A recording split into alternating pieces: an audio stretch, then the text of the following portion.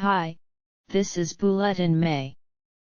Today, I want to share a story that begins with something deeply unsettling.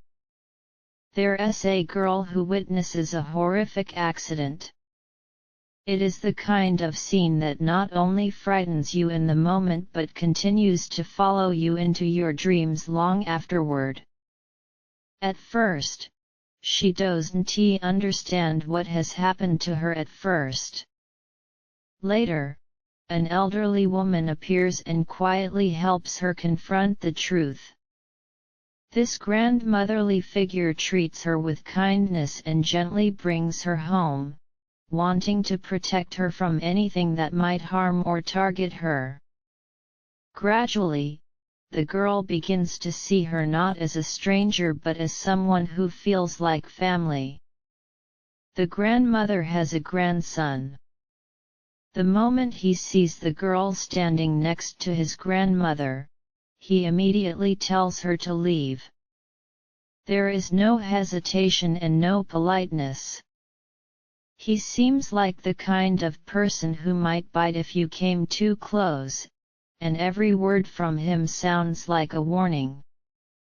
From the very beginning, they clash like natural enemies. No matter how much his grandmother tries to explain, he simply refuses to let the girl stay. It is only when tears begin to fall, and the grandmother keeps pleading, that he reluctantly gives in. He is not heartless. He just doesn't know how to handle someone crying right in front of him.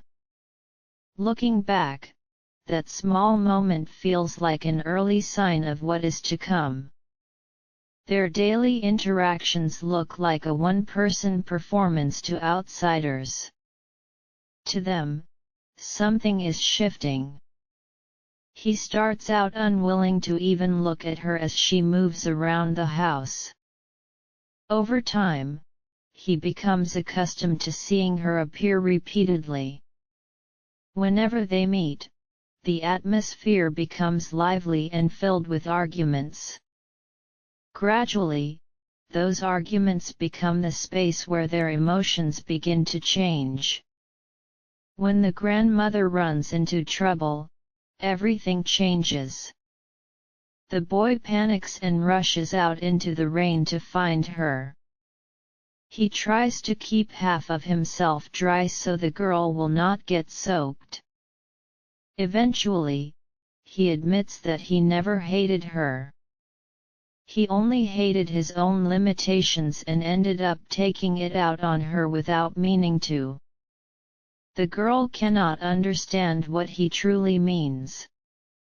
The grandmother's name is endearing, almost like something sweet and edible. Fortunately, her incident turns out to be a false alarm. However, the girl is still in danger.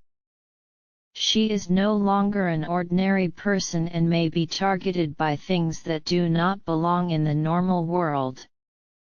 The grandmother does not want her to stay in the hospital because home is where she is safest. The boy is incredibly unlucky. The moment he speaks to the girl in front of a nurse, he is treated as if he is talking to empty air.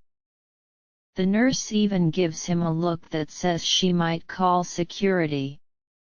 He eventually learns that he must speak through an earphone if he wants to avoid being treated like someone out of his mind. Despite his cold appearance, he still helps the girl study. When they are on the bus and a stranger's bag keeps bumping into her, he speaks up for her. His voice is so cold that it should scare people away, yet his appearance only draws more attention. Apparently, being good-looking is inconvenient no matter where you are. The dream she has later feels like both a farewell and a blessing. The nightmare she kept repeating finally becomes something gentler. Her father is a well-known author, but she does not read his books. If he knew, he would probably feel heartbroken that his daughter avoids his writing. Then there is the group event. There is a man who is painfully full of himself, cannot read the room at all. He talks only about himself and even pulls open the girl's old wounds as if they mean nothing. She has worked so hard to heal and gradually return to normal life. He ruins the atmosphere in moments. If the boy had not pulled her out of that situation, she might have completely broken down again. Thankfully, she eventually remembers everything, otherwise, the boy would have waited for her endlessly. And that's all for today. The story I just talked about is called Chasing the Twilight Dawn.